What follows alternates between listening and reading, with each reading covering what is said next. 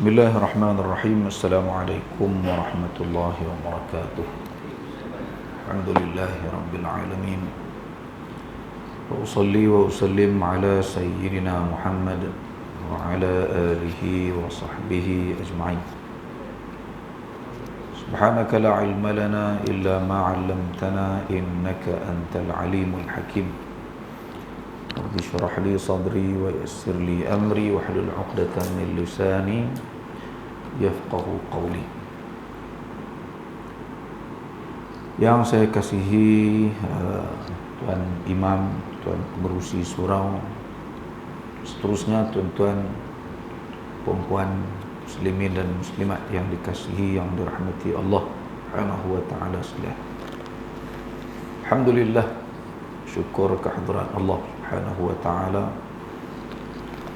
kita dapat meneruskan bacaan hadis-hadis Nabi sallallahu alaihi wasallam berkenaan dengan kelebihan, keistimewaan para sahabat radhiyallahu anhum ajma'in.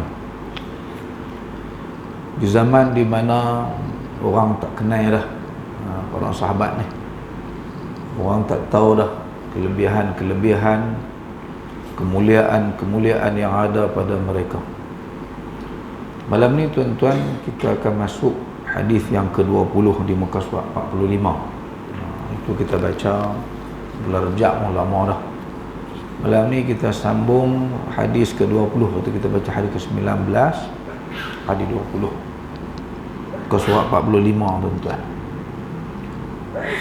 Dan sebelum kita baca hadis-hadis ni tuan-tuan, malam ni kita nak baca 20 dan 21. Kita berada sekarang ni dalam bulan Rabiul Awal, bulan umat Islam seluruh dunia memperingati Nabi kita, Nabi Muhammad sallallahu alaihi wasallam. Saya nak petik satulah tentang Nabi kita ni, iaitu di antara nama Nabi yang disebut dalam Al-Quranul Karim selain daripada Muhammad. Tadi kita dengar ayat Muhammadur Rasulullah dalam surah Al-Fath, ayat terakhir sekali.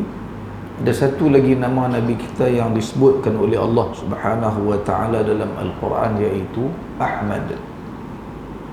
Dari itu Nabi Isa alaihi salam berkata, di antara tugas Nabi Isa alaihi salam ialah nak menyampaikan berita gembira tentang kedatangan Nabi kita.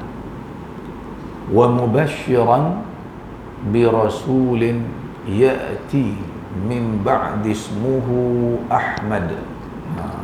Aku juga akan menyampaikan satu berita gembira tentang kedatangan Nabi akhir zaman lepas aku tak ada esok ni. Allah Subhanahu wa taala akan utuskan satu orang lagi rasul, ismuhu Ahmad. Nama dia Ahmad. Apa makna Ahmad ni tuan-tuan? Muhammad kita tahu dah, iaitu orang yang senantiasa dipuji, disebut-sebut kebaikannya. Ahmad pula makna dia apa? Ahmad ni tuan-tuan, maknanya ialah satu orang yang sangat banyak, sangat kuat, tak berhenti-berhenti memuji dan mensyukuri Allah Subhanahu wa taala. Itu di antara nama Nabi. Sebab tu Allah sayang sangat kat Nabi, sebab Nabi selalu suka memuji Allah Subhanahu wa taala. Puji ni apa dia tuan-tuan? Puji ni ialah sebut baik tentang seseorang. Betul tak? Kita kata fulan bin fulan, haji tu rajin pergi masjid. Puji tak tu? Puji lah. Kita sebut tentang kebaikan orang tu. Kita kata dia segak dah budak tu. Puji tak tu? Puji lah. Kuat lah dia tu, kaya, luas kekuasaan dia, pangkat dia tinggi, baik pula. Apa-apa saja yang kita sebut kebaikan seseorang, kemuliaan seseorang, itulah puji. Jadi Nabi kita SAW ni memang suka sangat, tak berhenti-berhenti duk sebut-sebut tentang Allah Subhanahu wa taala. Allah ni Rahman, Ar-Rahim. Allah memiliki alam ini. Allah punya kuasa. Nabi selalu sebut. Dan Nabi kita SAW juga sangat kuat mensyukuri, tak berhenti-berhenti bersyukur kepada Allah Subhanahu wa taala. Mangkit malam ni sembahyang sampai bengkak kaki. Bila ditanya oleh Aisyah, Nabi kata apa? Afala akunu 'abdan syakura. Tidakkah sepatutnya dah Allah Subhanahu wa taala jadikan aku nabi akhir zaman? Allah Subhanahu wa taala ampunkan segala dosa-dosa aku dulu dan kemudian kalau aku buat. Semua Allah ampun dah. Jadi patut dah kena bersyukur. Sebab tu Nabi bangun malam, Nabi qiyamul lail sampai sungguh-sungguh ni. Sebab apa? Nak bersyukur kepada Allah Subhanahu wa taala. Ada satu doa Nabi SAW, kita nak membayangkan Allah Ta'ala sebut nama Nabi ni Ahmad, memang sesuai dengan nama Nabi itu. Nabi ni bila bangun qiyamul lail ya tuan-tuan, bangun-bangun ya, jaga-jaga ya, sebelum nak semayang tu Nabi akan baca satu zikir panjang lah, yang kita pun kena pakat-pakat carilah. Sebab kita nak tiru Nabi, nak jadi macam Nabi yang suka memuji, menyebut-nyebut tentang kebaikan Allah Subhanahu wa taala. Apa Nabi sebut tuan-tuan?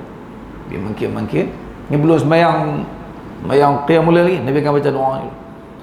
Allahumma lakal hamdu anta qayyimus samawati wal ardi wa man fihin wa lakal hamdu laka mulkus samawati wal ardi wa man fihin wa lakal hamdu anta nurus samawati wal ardi walakal hamdu antal haqq wa wa'dukal haqq. Panjang jelas tuan-tuan sampai habis tu. Syahid datang, lakal hamdu. Apa makna alhamdu? Puji lah, segala puji bagimu ya Allah. Mangkit malam, jaga-jaga malam ni nak qiyamul lail, puji Allah dulu, sebut syukur kepada Allah Subhanahu wa taala dulu. Jadi kita tuan-tuan pakat-pakat carilah doa tersebut. Cuma sempena Maulid ni, kerana kita nak jadikan Nabi sebagai contoh ikutan dalam hidup kita, saya nak ajak satu tempat lah yang kita boleh buat. Tengah malam kok tak jaga kan, ni hak duk jaga. Itu tang mana tuan-tuan? Tang i'tidal. I'tidal ni tempat kita nak meluahkan puji-pujian dan syukur kepada Allah Subhanahu wa taala. Sebab makna sami'allahu liman hamidah tu makna dia ialah Allah menerima. Sami'a makna dia dengar, asal makna dia. Tetapi maksud di sini ialah taqabbalallahu, Allah menerima. Alhamdu, puji-pujian, liman hamidah, bagi sesiapa yang memuji, menyebut-nyebut kebaikan, menyebut-nyebut keagungan dan kekuasaan, dan juga bersyukur kepada Allah Subhanahu wa taala. Jadi bila tu imam habaq, kita pun ulang sekali lagi. Dalam mazhab kita ni ulang sami'allahu liman hamidah. Kita duk habaq kat diri kita tu, ni tempat dia, ini masanya untuk kita luahkan puji-pujian, luahkan syukur, sebab Allah nak terima pada ketika itu. Sebab tu kita sambung dengan apa tuan-tuan? Rabbana lakal hamd. Wahai Tuhan kami, milikmu lah ya Allah. Wahai Tuhan kami nak luahkan puji-pujian, segala puji-pujian yang layak bagi Allah Subhanahu wa taala. Alif lam tu orang panggil alif lam al-istighraq, yang mana merangkumi segala bentuk puji-pujian yang layak kepada Allah Subhanahu wa taala. Syukur, alhamdulillah juga bermakna syukur. Kami nak luahkan juga syukur kepada-Mu ya Allah.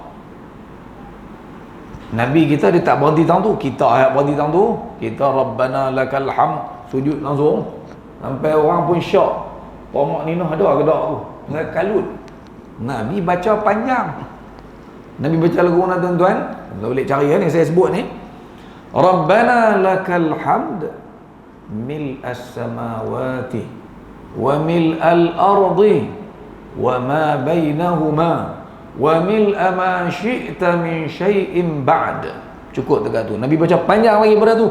Tapi kita kalau boleh lah, sebenarnya maulud ni kan, tak nak tiru Nabi, nak ambil sifat-sifat Nabi, amalan Nabi.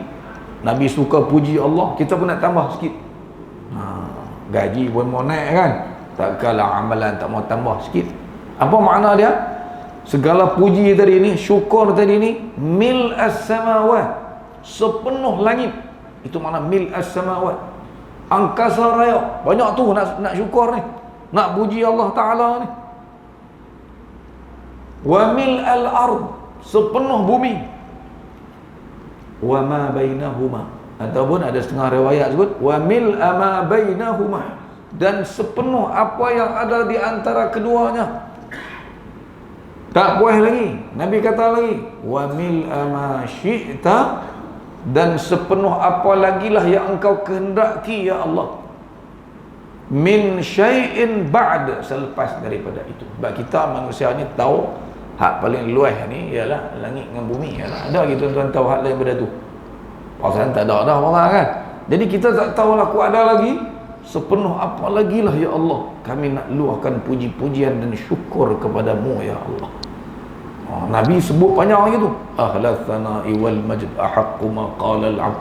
Nabi kita memang suka puji Allah, yang suka menyebut kekuasaan keagungan, nak bagi rasa besar Allah Subhanahu wa ta'ala dalam diri ini. Jadi kita insya-Allah tuan-tuan sebenar maulud orang Kedah, orang belah utara kata maulud, maulid, peringat kelahiran Nabi ini. Tahu Nabi kita ni bernama Ahmad, yang ni orang yang paling banyak, paling kuat, paling suka memuja-muji Allah, berterima kasih, bersyukur kepada Allah Subhanahu wa ta'ala. Kita ambil latang i'tidal kita tu tuan-tuan, sembahyang sunat kita. Sebenarnya sembahyang fardu pun dan tambah kalau kita jadi makmum. Tu imam dia lambat juga, dia mana nak sampai bawah tu kan. Kita tak tahu nak kata apa arah ni. Jadi katalah sikit. Dan sampai dia nak sujud tu, dan kita kata zikir yang Nabi SAW baca tersebut insya-Allah. Dan kita lebih seronok sembahyang kalau dapat benda baru. Dia benda baru ni semua seronok tu kan. Apa pun benda baru seronok. Jadi zikir baru pun tambah sikit. Bagi yang dah ada, boleh duk buat dah, tambah sikit. Ada lagi Nabi baca panjang daripada. Okeylah tuan-tuan, kita masuk hadis yang ke-20. Kita nak baca tentang sahabat Nabi, iaitu tentang kelebihan Abu Bakar As-Siddiq radhiyallahu anhu, orang yang paling dikasihi oleh Nabi. Kita nak cerita ni tentang orang yang Nabi sayang sangat ni. Nabi suka kita sebut cerita tentang orang-orang yang disayangi. Macam kita lah, orang duk cerita tentang orang yang kita sayang kan, kita suka. Okey, hadis ke-20. Qala haddatsana Muhammad ibn Kathir qala akhbarana Sufyan qala haddatsana Jami' ibn Abi Rashid قال حدثنا أبو يعلى عن محمد ابن الحنفية قال قلت لأبي أي الناس خير بعد رسول الله صلى الله عليه وسلم قال أبو بكر قلت ثم من قال ثم عمر وخشيت أن يقول عثمان قلت ثم أنت قال ما أنا إلا رجل من المسلمين.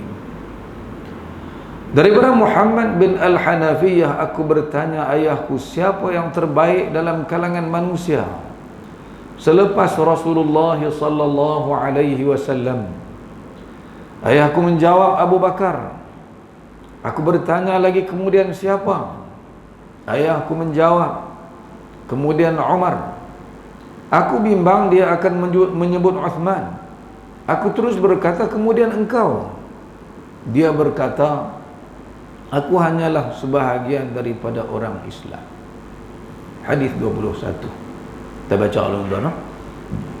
Qala haddatsana Qutaibah bin Sa'id an Malik an Abdurrahman ibn al-Qasim an abihi an Aisyah radhiyallahu anha annaha qalat kharajna ma'a Rasulillah sallallahu alaihi wasallam fi ba'd asfarihi hatta idza kunna bil bayda aw bi dhatil jaysh inqata'a 'iqdun li فأقام رسول الله صلى الله عليه وسلم على التماسه وأقام الناس معه وليسوا على ماء وليس معهم ماء فأتى الناس أبا بكر فقالوا ألا ترى ما صنعت عائشة أقامت برسول الله صلى الله عليه وسلم وبالناس معه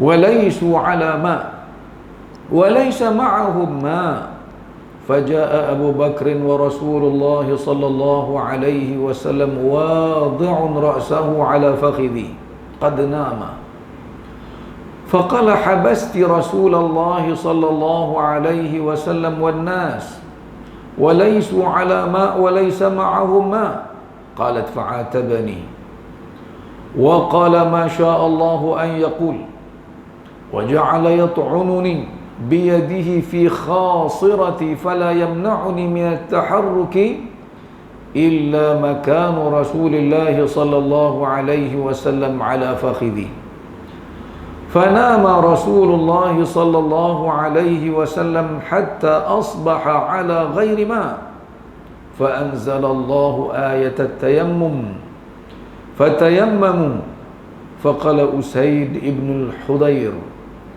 ما هي بأول بركتكم يا آل أبي بكر فقالت عائشة فبعثنا البعير الذي كنت عليه فوجدنا العقد تحته.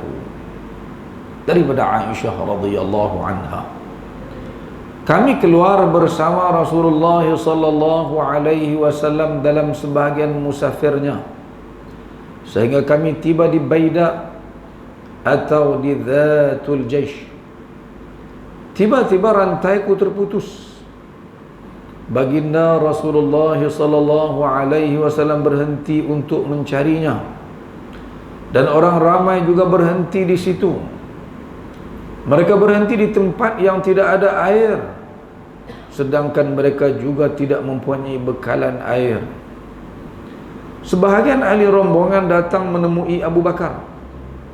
Mereka berkata, lihatlah apa yang dilakukan oleh Aisyah. Dia telah menghentikan Rasulullah sallallahu alaihi wasallam kerana rantainya yang hilang, sehingga orang lain juga terpaksa berhenti.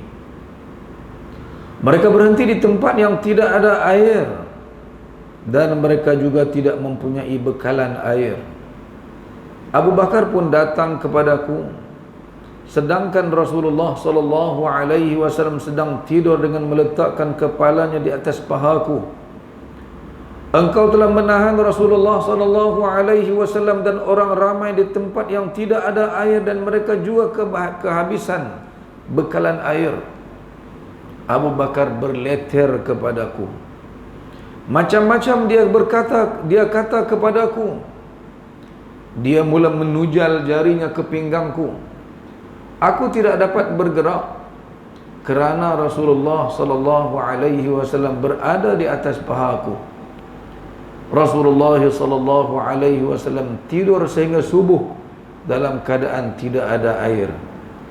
Lalu Allah Subhanahu wa taala menurunkan ayat tayammum, maka orang ramai pun bertayammum.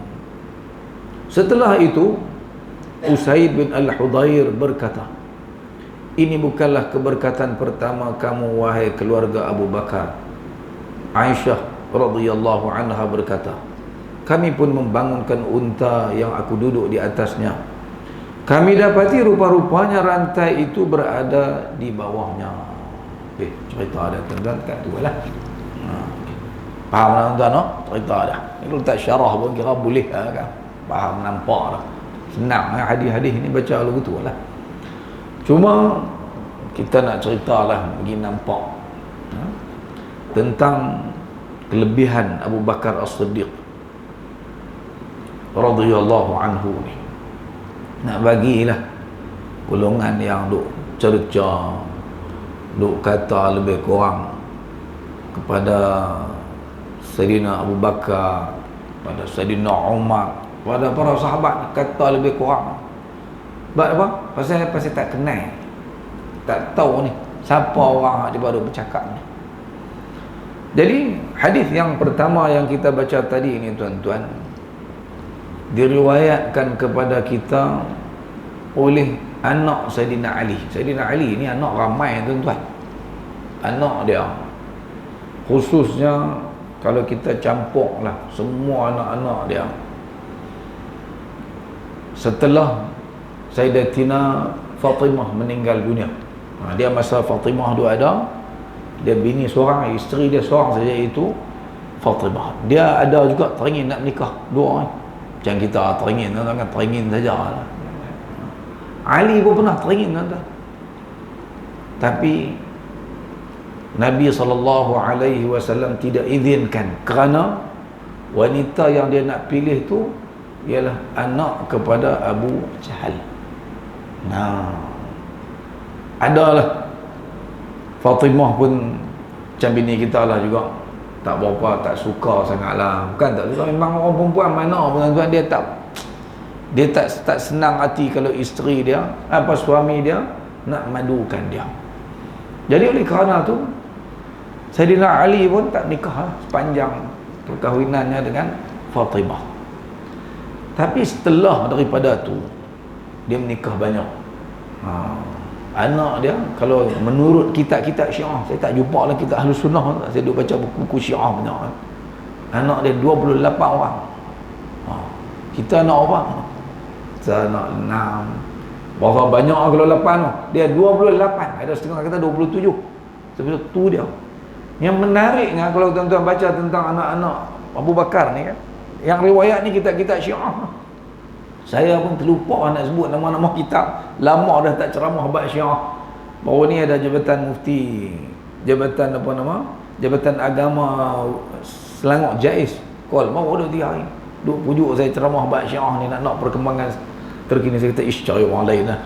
Nak cerita ajaran dia boleh, tapi nak perkembangan terkini ni saya jam sikit. Lah ni tak sibuk dengan cerita tu.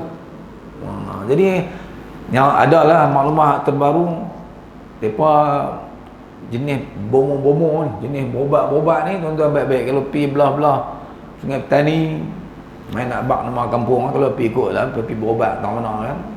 Ni hak terbaru hak saya dapat lah. Dia ni lah. Ada seorang tok rumah di Kampung Nakhoda Busu. Mana nak nama bak tu? Sungai Petani. Kut-kut lah, sakit-sakit orat tentang mana kan, pi berobat, dengar bunyi Kampung Nakhoda Busu tu, telefon saya tu. Saya nak sebut nama dia, Parakam Iman tu ya kan. Orang tu ada tok rumah Syiah seorang, ustaz. Saya pernah jumpa lah. Saya dibawa pada ketika tu oleh anak murid dia. Anak murid dia tahu, ustaz, kalau ustaz betul-betul nak tahu ajaran Syiah, jom jumpa tok guru kami, ustaz ni ya. Saya pun pergi lah. Masa tu dia duduk di Kampung Bujang. Pergi ya. Pergi saya pun kata, Alhamdulillah ustaz, saya lama dah nak jumpa dengan tok guru Syiah. Dia kata apa? Ni anak murid dia bawa ni, bawa untuk saya jumpa dengan tok guru dia. Sebab kitab Syiah banyak di rumah dia. Dia lah apa? Anak murid dia. Anak murid dia bekas pengarah sebuah jabatan kerajaan di Yellowstone. Jabatan tu nak boleh bagi clue sikit. Jabatan tu mula huruf A, jabatan A. Tuan-tuan teka lah. A tu apa dia? Pergi bayar rumah, memang confirm Syiah. Bila saya pergi rumah dia, saya kata lagu tu, tiba-tiba dia tak mengaku. Dia kata, dah saya bukan Syiah. Syiah panggil aku tu. Dia tak mengaku. Nak murid dia abang kata tu tok guru dia. Tetapi depan dia kata, dah saya bukan tu, bukan Syiah, saya mazhab Hanafi pula dah. Tapi saya sukalah baca buku Syiah. Saya kata, lah ni abang kata banyak buku-buku Syiah saya nak tengok, sebab saya tak mau masuk Syiah. Saya abang tu saya nak masuk. Kalau betul ajaran Syiah saya nak masuk lah. Tapi kena bukti kat saya betul. Abang lelok lah. Kalau betul boleh menikah muta'ah, tak mau kata tuan. Kalau boleh kan, kalau betul ajaran tu, betul mau tak tuan? Mau. Tapi saya nak yakin dululah. Memang yakinkan saya kata betul ajaran tu. Saya masuk, kan payah lah. Nah, kalau ajaran tu yang bawa kita ke syurga, nak tolak. Tapi bagi saya tengok hampa tak apalah, tak arti nak baca kitab-kitab Arab Syiah ni. Saya boleh baca. Dah kata ada, bagilah saya nak baca. Dia kata tak ada, di sini tak ada. Dia kata kitab-kitab Syiah tu, dia tinggal mak mentua saya di kampung Selamat. Murung. Saya tahu mak mentua dia orang besar. Dia pergi abang, mak mentua dia orang kampung Selamat.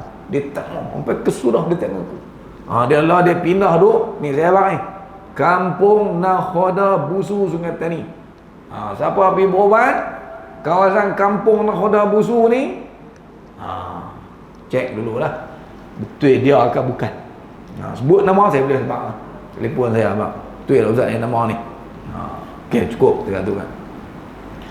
Jadi nak balik kat orang-orang golongan-golongan seumpama ni tuan-tuan kuat Syiah ni kan, depa ni bab tak kenal masalah, depa tak kenal para sahabat. Depa tak tahu kedudukan. Lah hak kita nak baca ni, hak meriwayatkan kisah ni kepada kita ni, ialah anak Sayyidina Ali. Tadi kita abang anak Sayyidina Ali 20 orang tu. Sayyidina Ali sendiri ada anak dia nama Umar, tuan-tuan. Depa tuduh Sayyidina Umar ni bunuh Fatimah. Macam mana Sayyidina Ali? Kalau betul lah Umar tu yang pergi bakar rumah Fatimah, rumah dia, bunuh Fatimah, tahu-tahu dia dapat anak setelah dia menikah ni kan? Tahu-tahu anak dia disebut nama Umar. Ish, pelik tau. Jadi sebab tu kita kena tahu nak. Anak dia digelar Abu Bakar pun ada. Sebenarnya para sahabat ni saling berkasih sayang. Mana bukti para sahabat saling berkasih sayang sesama mereka? Ada bukti, ada dalil lah tuan-tuan. Ada dalam Quran. Tadi saya baca ayat tadi. Muhammadur Rasulullah. Muhammad itu pesuruh Allah. Walladzina ma'ahu. Dan orang-orang yang bersama dengannya. Siapa yang bersama dengan Nabi Muhammad ni? Para sahabat lah, berjuang bawa ajaran Islam dulu ni.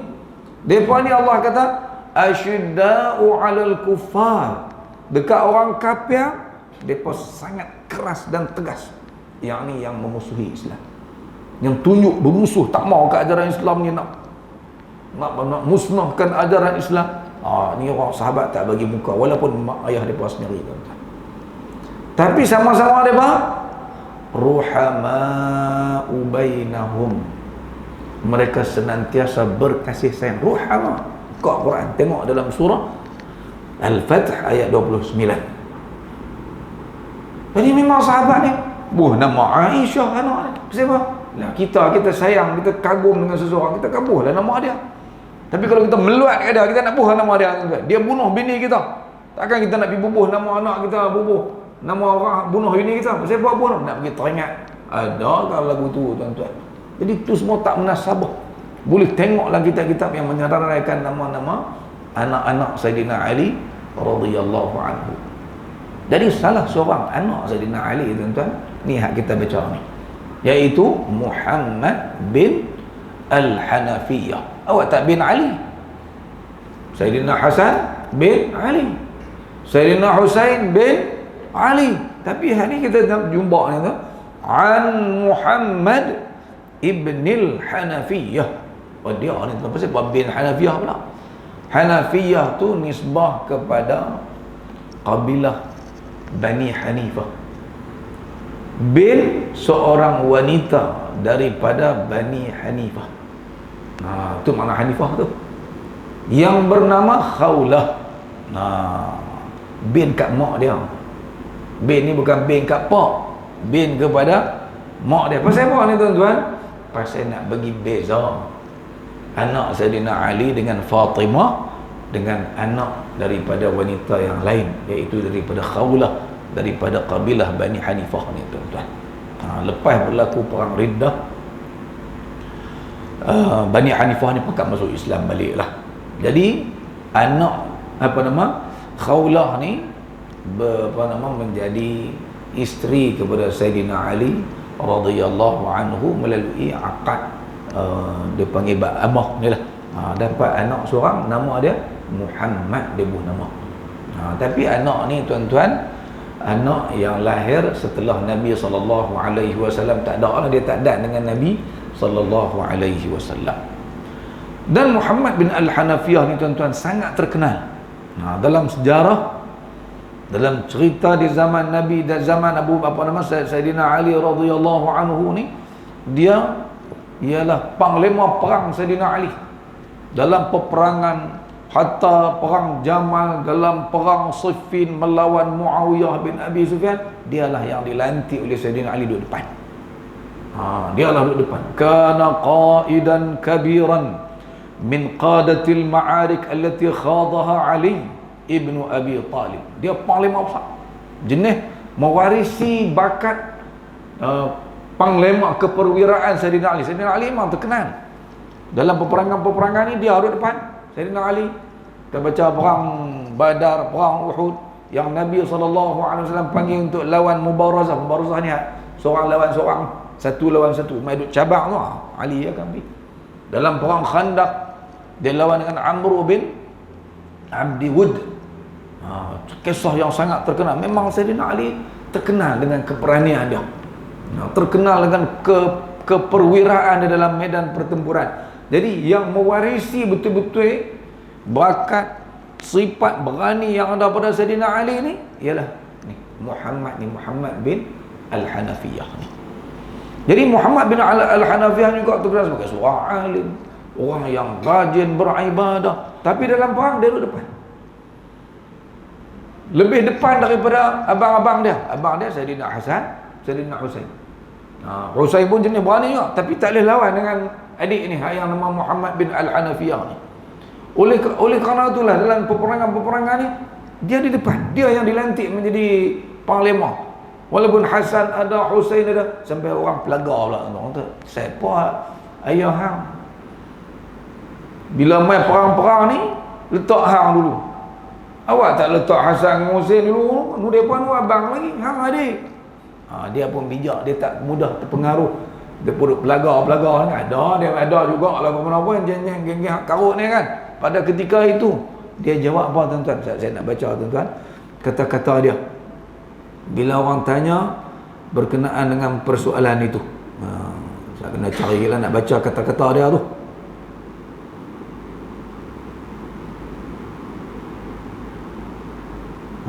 Dia lagi tak jumpa ni, tak syok ni nak baca kan.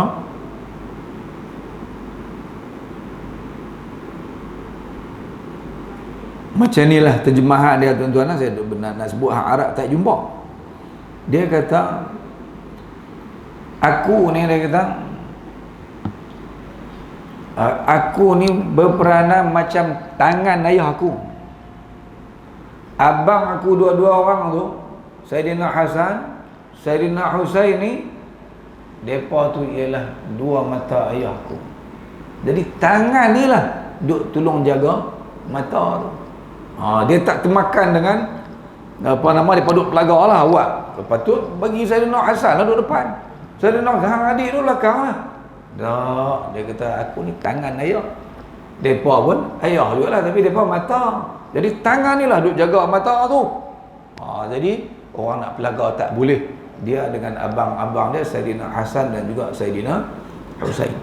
Jadi oleh kerana pada ketika inilah tuan-tuan, bila dia besar, yang paling hebat pada ketika itu, yang paling afdal yang ada pada masa itu, tentulah tak boleh nak banding dengan Sayyidina Ali. Di kalangan para sahabat yang ada ni tuan-tuan, mana ada yang lebih daripada Sayyidina Ali.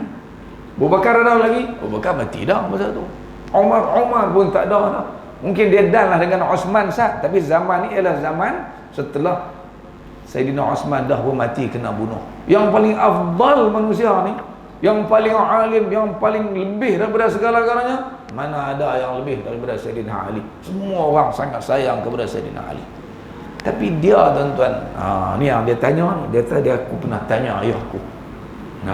Qultu li abi, aku pernah kata ke ayahku, ayyun nasi khairun ba'da Rasulillah sallallahu alaihi wasallam.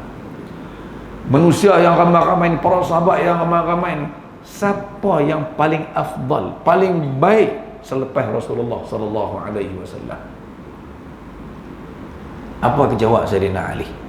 Sayyidina Ali kata Abu Bakar. Tak ada. Manusia yang paling afdal, yang paling baik lepas Nabi, orangnya ialah Abu Bakar As-Siddiq radhiyallahu anhu. Kemudian dia tanya lagi, "Thumma man?" Kemudian siapa pula? Sayyidina Abu Bakar, apa Ali jawab? "Thumma Umar." Orang kedua yang paling baik, yang paling afdal selepas Rasulullah, Abu Bakar, kemudian Umar. Nampak tak tuan-tuan? Maknanya bab ni orang semua sepakat. Sayyidina Ali pun memperakui bahawa yang paling baik, yang paling afdal ni dia, anak dia tanya. Hak bagi tahu kat kita ni siapa dia? Anak dia sendiri. Muhammad bin Al-Hanafiyah bagi tahu manusia paling afdal, paling baik atas muka dunia ni lepas Rasulullah bukan Ali, Abu Bakar dulu, kemudian Sayyidina Umar. Kemudian bila dia duduk ingat kot, ayah dia nak abang, dia lah kan, ayah dia lah. Siapa tak kenal Sayyidina Ali? Okey, kemudian wa khashitu an yaqula Uthman. Bila aku nak tanya hak seterusnya, kemudian siapa lagi? Aku bimbang satgi ayah aku pi habaq Uthman pula ayah. Dia tak mau, dia nak ayah dia juga. Anak ni tuan-tuan, kok mana pun dia sayang siapa? Dia sayang ayah dia lah. Hak ketiga ni dia takut satgi bila dia tanya, satgi ayah dia akan habaq Uthman. Abu Bakar, Umar, Uthman lah, Uthman bertirah. Bila dia sayang lagu tu, dia kata apa? Thumma anta. Kemudian lepas daripada dua tu, engkau lah agaknya. Qala, lalu jawab Sayyidina Ali, qala ma ana illa rajulun minal muslimin. Sayyidina Ali kata, doa, lebih kurang betul lah kalau kita doa, aku ni bukan ada apa pun, aku ni salah seorang orang Islam saja. Walaupun Sayyidina Ali ni tuan-tuan, tak ada orang yang lebih abang. Ini semua nak abang kata Sayyidina Ali ni satu orang yang sangat tawadhu', sangat merendah diri. Tak ada hidup berasa dia hebat, berasa dia lebih, dia nak didik anak dia. Dan kita belajar malam ni, kita juga kena ambil pengajaran bahawa kita juga kena ada sifat tawadhu'. Ini duk mengaku kalau kok ni kira kalau baca Quran sedap boleh saya apa kan. Dia main berasa lagu tu kan. Dia paling pelik-pelik Pulau Pinang tu kan tak tahu. Pelik Kedah Maliki, kata ke orang tak erti orang ni bodoh. Dia pandai kali. Dah, itu bukan sifat satu orang mukmin. Sayyidina Ali mengajak kita daripada hadis ni. Okeylah tuan-tuan, nampak dah kot maksud hadis ni lagi, kita belajar panjang sangat pula lagi. Kita nak baca hadis kedua pula kan. Dalam bab akidah lah kita Ahlus Sunnah wal Jamaah ni, kita kena tahu bahawa para ulama kita sepakat manusia paling afdal selepas Rasulullah Abu Bakar, kemudian Sayyidina Umar, kemudian para ulama berbeza pendapat siapa lagi afdal, Ali ataupun Sayyidina Uthman. Boleh rujuk dalam kitab Fathul Bari, ulama beza pendapat tentang tu. Ada juga ulama yang kata Sayyidina Uthman dan ada juga yang kata Sayyidina Ali yang lebih afdal. Nombor 3 dengan nombor 4 tu kan khilaf sikit para ulama, tetapi majoriti ulama-ulama berpendapat bahawa yang lebih afdal selepas Sayyidina Umar ialah Sayyidina Uthman, kemudian barulah Sayyidina Ali radhiyallahu anhu, seperti tertib yang Allah Subhanahu wa taala susun dalam Khulafa Ar-Rashidin. Siapa yang naik jadi khalifah dulu? Abu Bakar, kemudian Sayyidina Umar, kemudian Sayyidina Uthman, kemudian Sayyidina Ali radhiyallahu anhum ajma'in. Semua mereka ni kita kena sayang, kita kena kasih, sebab mereka lah tuan-tuan, jasa besar mereka lah. Akhirnya kita yang duduk di Malaysia ni pun boleh rasa nikmat Islam dan iman seperti yang diwarisi kepada kita oleh Rasulullah sallallahu alaihi wasallam. Cukup kita masuk hadis yang kedua. Ringkas-ringkaslah, nak cerita panjang-panjang sangat pun tuan-tuan. Dalam hadis yang kedua ni tuan-tuan, kita baca pada malam ni.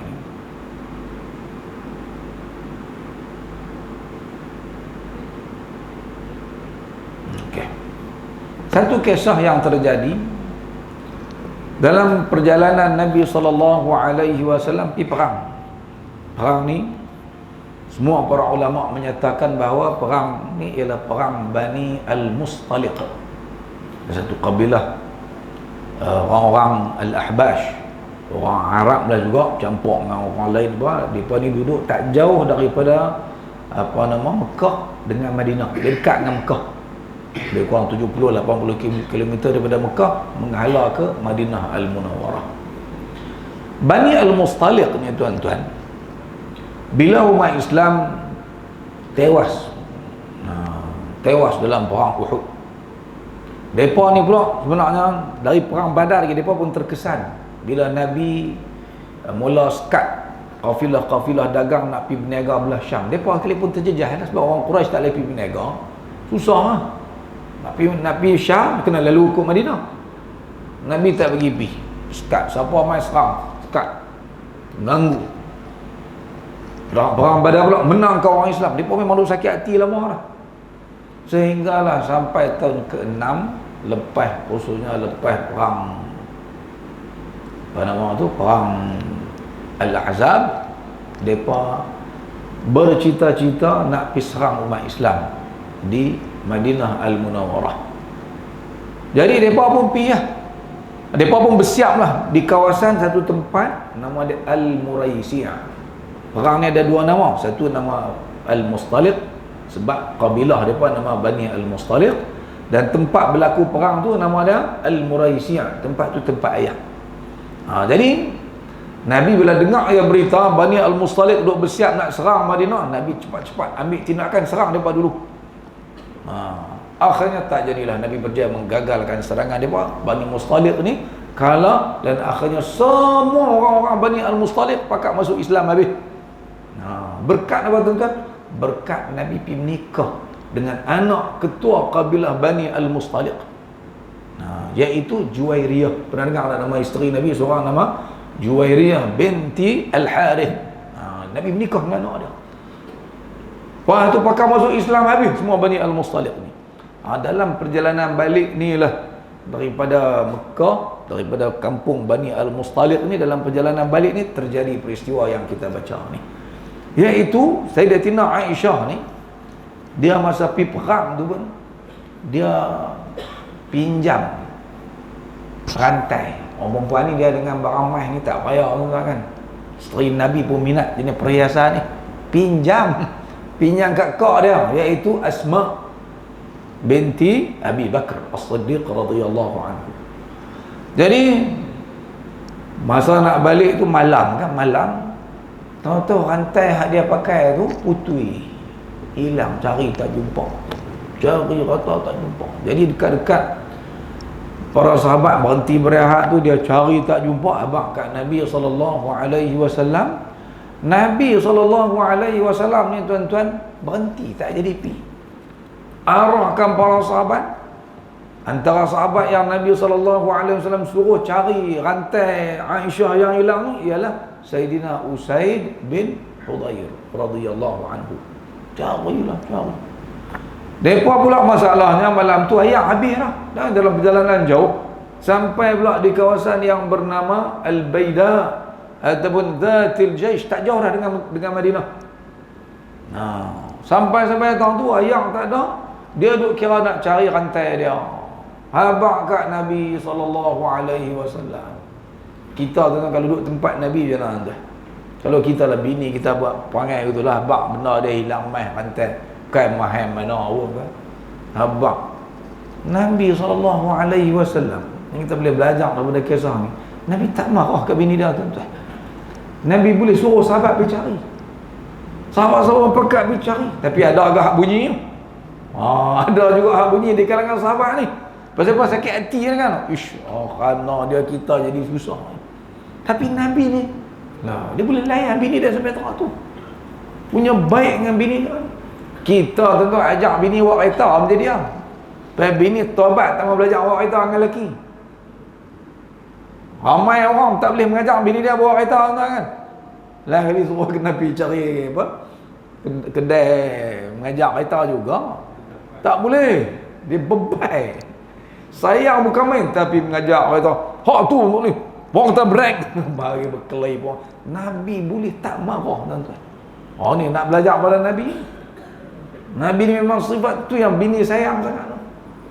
Sampai tanya bini, Bini mana pun abang Nabi memang baik. Aisyah ni kalau orang tanya dia dalam hadis sebut macam mana akhlak Nabi, dia tak tahu abang Nabi ni memang baik sangat. Sampai dia kata apa? Kana khuluquhul Quran. Nabi ni akhlak dia tu macam Quran tu, memang baik sungguh Nabi sallallahu alaihi wasallam. Kita nak balik tanya bini kita pun tak berani. Berani nak balik tanya bini tuan. Abang tahu abang ni baik tak? Berani tanya. Bini kita baiklah, bolehlah. Gutu lah bini kita kata kan. Baiklah, kira betul lah juga. Nabi memang sangat baik. Sampai dia tak boleh marah. Kita boleh pegang, tak marah. Boleh tidur atas paha bini dia malam tu. Sampai lena apa itu, tak tahu. Ya Allah. Yang di luar tu bunyi macam mana? Nabi tak boleh. Nabi nak ajak para sahabat. Yang nak ajak kita lu jual. Dengan bini kita ni kena layan. Jangan sikit-sikit marah, sikit beban. Nabi boleh layan. Jadi orang pergi mengadu, nak pergi kata kat Nabi daripada agama, dia pergi kata kat Abu Bakar. Kan? Pergi jumpa Abu Bakar kata, apa Aisyah ni? Dia pergi berhenti tau ni, kerana rantai dia tau, beli lain lah. Kalau kita kata betul lah kau kan. Oh ni sampai susah kita, dah lah ayam habis. Tahun ni bukan ada ayam. Dia pun kata macam Abu Bakar ayah. Kan berasa dah orang kata kat anak dia. Dia lah boleh pergi kata pun. Tu pak mentua dia kan Nabi SAW tu. Dia jadi pak mentua Nabi SAW. Dia pergi kata kat Aisyah. Nabi duduk tidur. Nabi kata dengar. Mungkin Nabi buat tak tahu ya. Tak baca ada hadis dia. Dia pergi kata macam-macam kat Aisyah. Dia tujai pula cari dia ni kan. Pinggang saya dia tidak Aisyah. Marah kat Aisyah. Tahun ni pun ulama berdalilkan tuan-tuan. Tahun ni pun ada dalil boleh ambil. Ada pengajaran boleh. Iaitu apa? Pak ni tuan-tuan. Walaupun anak menikah dah. Boleh tak tegur anak kita? Kalau kita rasa anak kita tak betul. Jangan buat kesimpulan. Dia jadi bini orang nak biar api ya. Dia apa pun. Tanggungjawab lelaki dia. Aku suka dia. Ada boleh. Kalau tak boleh Abu Bakar tak api. Dan Nabi marah lah. Nabi buat tak tahu. Nabi tidur lena kan. Biar api daripada nak berkelahi dua orang. Tu Nabi kita SAW. Punyalah baik. Abu Bakar boleh pergi marah ke Aisyah radhiyallahu anha. Fa'atabani. Tu ayat mana tak ada ayat dah? Fa'atabani wa qala ma syaa Allah an yaqul. Dia beletiak kat aku. Perempuan. Dia kata macam-macam kat aku, kata Aisyah radhiyallahu anha. Aku nak bergerak tak boleh. Pasal apa? Nabi duduk tidur atas riba dia. Punya manjanya Nabi dengan isteri dia. Malam ni pakat balik tidur atas paha bini semua. Ni Nabi tua dah tuan ni. Kalau tahun 6 Hijrah, agak-agak umur Nabi berapa tuan? Cuba kira ni, agak-agak Nabi wafat ketika umur 63. Masa tu tahun 11. Nabi wafat tahun 11. Berapa? Tolak kan? Berapa? 50? Takkan 52. Sekarang dalam 11. Oh, kira kan? Saya kira tak nampak ni. Lebih 55 dah kan? Kan nak pencil lah masa tu tuan kan? Tapi Nabi boleh duduk tidur atas bini muda je. Jadi kita pun boleh lah balik lagi, balik tidur atas bini kita kan? Atas paha bini kita. Okeylah tuan-tuan, itulah Nabi kita. Kita nak nampak akhlak Nabi ni, boleh nampak melalui cerita-cerita lagu ni lah. Mau kita nampak Nabi SAW. Tapi yang pentingnya tuan-tuan, sampai pagi Nabi jaga. Esok nak sembahyang subuh, jaga-jaga nak sembahyang subuh, ayak dah memang habis. Tang tu memang ayak tak ada. Jadi dalam keadaan sahabat duk berbayangkan bagi alasan nak sembahyang subuh lah apa. Tiba-tiba tuan-tuan, pada ketika itulah Allah Subhanahu wa ta'ala menurunkan ayat yang mengharuskan kepada umat Islam kalau tak ada ayat tayammum. Khususnya masa musafir, iaitu tuan-tuan boleh tengok ayat dalam surah Al-Maidah ayat nombor 6 yang berbunyi A'udzu billahi minasyaitonir rajim. Ya ayyuhalladzina amanu idza qumtum ilas salati faghsilu wujuhakum wa aydikum ilal marafiq wamsahu bi ru'usikum wa arjulakum ilal ka'bayn wa in kuntum junuban fatahharu wa in kuntum marada aw ala safarin au jaa ahadun minkum minal ghaid au lamastumun nisa falam tajidu ma'an fatayammamu sa'idan tayyiba. Bila ayat tak ada, buat lagu mana? Allah bagi satu lagi syariat untuk mempermudahkan umat Islam. Tayammum, selesai masalah. Jadi kerana peristiwa tersebut, orang Islam dapat kemudahan. Tak perlu guna ayat, boleh guna tanah saja untuk kita bertayamum, tuan-tuan. Mudah dah, tuan-tuan, mudah. Saya pergi bulan berapa hari tu ni, saya pergi ke Morocco. Morocco orang mazhab Maliki. Mazhab Maliki ni lagi senang pada kita, tuan-tuan. Saya duduk tengok dalam masjid, masa tu musim sejuk. Dia ada batu-batu besar ni letak dalam masjid. Batu buat apa? Batu besar-besar tu. Duduk tanah seketui, duduk tanah seketui. Orang yang memang tak tahan sejuk ni, tuan-tuan, mudarat, dia pergi pegang batu tu tayammum. Senang lah. Tapi mazhab kita tak boleh lah. Mazhab kita kena guna tanah debu tu. Dia pun, boleh. Saya pun terfikir, kalau butuh atas kebang boleh bawa batu. Cuma duk fikir pula lagi, depa tak lepas scam pula lagi. Kalau tidak boleh guna kaedah tu untuk bertayamum. Ketika tertentu boleh taklid mazhab lain.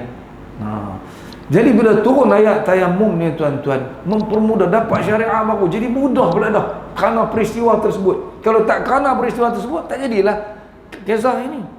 Maka tuan-tuan, ada seorang sahabat yang tadi Rasulullah tugaskan dia untuk pergi cari rantai Aisyah tu, Sayyidina Usaid bin Al-Hudayr. Dia pun mai kata kat keluarga Abu Bakar, mai kata kat Aisyah, kata kat rumah, dia kata, ma hiya bi awwali barakatikum ya ala Abi Bakar. Dia kata, ya Allah, Allah bagi nikmat kat kita ni kan. Ni bukan keberkatan pertama yang kami dapat daripada keluarga Abu Bakar As-Siddiq radhiyallahu anhu. Jadi masalah apa? Jadi depa lah bawa kebaikan kepada umat Islam. Faqalat Aisyah pun menghabiskan kisah ini. Aisyah kata, lepas tu dah ada dah, boleh sembahyang apa semua dah kan. Faba'athna al-ba'ir, kami pun nak bangkit berjalan dah. Rupa-rupanya rantai tu bukan hilang pun, jatuh duduk bawah unta tu saja pun. Saja Allah Subhanahu wa taala buat peristiwa ni nak mempermudahkan umat Islam dengan syariat tayammum ini, dan juga nak nampakkan kelebihan keluarga Abu Bakar As-Siddiq radhiyallahu anhu wa arda. Satu lagi boleh tak, tuan-tuan? Kau nak balik ah? Nak balik ah, no? Nak balik. Tak boleh sikit. Saya teringin nak sebut satu masalah fiqh, tuan-tuan kan, iaitu dan ni saya sebut ni mengharapkan kok lah Jabatan Mufti di negara kita dengan jabatan bincang soal tayammum ni adalah kemudahan kepada kita. Bila kita ayat tak ada di Malaysia ni, payah nak jadi. Kalau ayat tu lah, ayat bebah kata cerah ni, ayat tak penting kan. Jadi kata nak ambil semayang kerana tayammum ni, payah jadi. Tapi bila sakit, ada keperluan. Tambah zaman kita tu, aksiden ni tuan-tuan, ya Allah, patah tang ni sampai remuk kita tengok kan. Okey, bila tangan kita berbalut, berbubuh semen tu kan, tangan ke kaki ke tak mana. Dalam mazhab kita, mazhab al-Imam Syafi'i, dia ada sikit susah bagi saya lah, pada pendapat saya. Khususnya kalaulah balutan-balutan yang dipabuh semen ni berada di anggota tayamum. Anggota tayamum ada tuan, muka dengan tangan sampai tang ni. Mazhab kita sampai tang ni. Ada setengah mazhab Maliki sampai tang ni, basuh orang tu lah. Oh, lagi senang. Kita kena belajar ni balut sampai tang ni. Ataupun kalau doktor balut kita tu, nurse yang mai bubuh apa nama? Bubuh semen tu, dia bubuh masa kita tak ada wudu. Ada tak nurse suruh ambil wudu dulu, pergi sembahyang dulu, lepas tu baru suruh balut? Ada, untuk menyebab mana-mana hospital lah. Sebelum dia nak bubuh semen tu, dia kata pergi ambil sembahyang dulu siap-siap. Saya ingat tak ada pun. Tak tahu kok hospital Pala Batas buat wudu ke? Tak ada tuan-tuan. Dalam mazhab Syafi'i tuan-tuan, kalaulah kita hak balut tangan ni, dalam keadaan balutan itu dibuat masa kita tak suci, mana kita tak ada wuduk. Kita kena semayang lah sekali lagi. Kena semayang lah, kena ambil wuduk apa semua dengan tayamum apa bala semua kena buat. Tapi semua semayang-semayang tu kita kena qada. Kalau seminggu tak apa, depa balut 5 bulan. Berapa bulan? Kadang-kadang sampai 6 bulan mampu tuan-tuan larat qada 6 bulan tuan-tuan. Ish, budak tu baru nak sembahyang.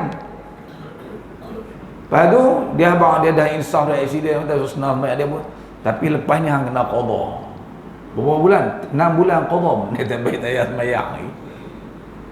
Jadi dalam mazhab kita ni dia ada sikit saya nampak susah tuan-tuan dalam bab. Saya ceritakan tuan-tuan ni kerana saya pernah minta Jabatan Mufti Negeri Kedah lah. Saya tulis surat. Dalam persoalan ni saya minta keluarlah fatwa, permudahkan orang ramai dengan menggunakan pendapat-pendapat dalam mazhab lain, khususnya mazhab Imam Abu Hanifah yang tidak mensyaratkan masa nak letak tu kena ada wuduk dulu. Tak ada wuduk pun tak apa, kita boleh basuh. Hak mana boleh basuh, lain tu kita sapu lah di atas semen tu. Dan tak kira lah di anggota wuduk ataupun bukan anggota tayamum ataupun bukan anggota tayamum, dan salat tersebut tidak perlu diqada dah. Saya minta pertimbangan pihak Jabatan Mufti untuk bagi mudah, sebab aksiden ni bukan benda macam zaman-zaman dulu. Zaman-zaman Imam Syafi'i dulu, zaman dulu lah kan, tak ada kereta, tak ada aksiden banyak macam kita. Dulu benda ni jarang-jarang berlaku. Kita ni benda hari-hari berlaku. Jadi perlu tak kemudahan itu diberi kepada masyarakat tuan-tuan? Kalau dalam bab zakat fitrah kita lari daripada guna mazhab Syafi'i, dulu kita kena bayar pakai beras. Kita kata kurang bermanfaat dan susah sikitlah. Bayar pakai duit, guna taklid mazhab lain. Dalam bab ni tuan-tuan rasa lebih perlu kan? Korang perlu. Bagi saya yang bab ni lebih perlu untuk kita menggunakan pendapat mazhab. Tetapi setelah mendapat perkenan daripada jabatan-jabatan mufti yang ada otoriti dalam bab seumpama ini. Sebab sembahyang hari kena sembahyang, kena pula berjunuk pula, mampu lagi. Jadi kena ambil tahu jugalah hukum hakam berkenaan persoalan ini.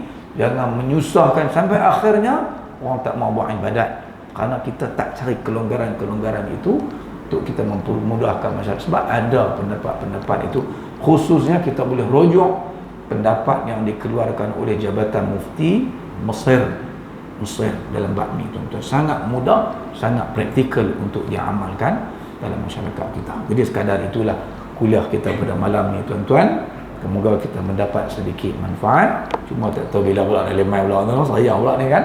Jadi insya-Allah moga-moga Allah izinkan kita jumpa lagi pada bulan-bulan yang akan datang. Aqulu qawli hadza wa astaghfirullahal azim li wa lakum. Assalamualaikum warahmatullahi wabarakatuh. Bismillahirrahmanirrahim. Alhamdulillahirabbil alamin. Wassalatu wassalamu ala asyrafil anbiya'i wal mursalin wa ala alihi wa sahbihi ajma'in. Allahumma anfa'na bima 'allamtana wa 'allimna ma yanfa'una warzuqna fahman wa 'ilman wa 'amalan salihan. Sallallahu ala Muhammad wa ala ali Muhammad walhamdulillahi rabbil alamin.